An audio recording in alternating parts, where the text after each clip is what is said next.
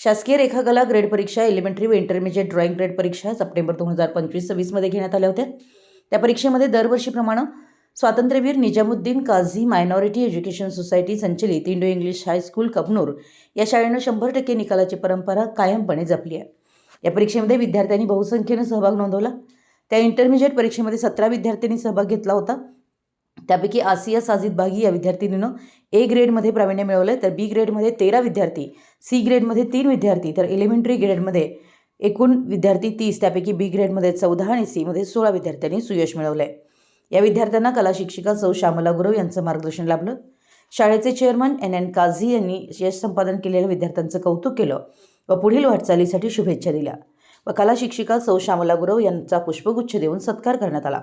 तसेच मुख्याध्यापिका सौ नाझिया नवाब व संस्थेचे सेक्रेटरी समीरा पिरजादे यांनी विद्यार्थ्यांना शुभेच्छा दिल्या। अशा अनेक परीक्षेमध्ये विद्यार्थी सहभाग घेऊन उत्तुंग यश मिळवतात। मराठी यस न्यूजसाठी कबनूरहून चंदुलाल फकीर।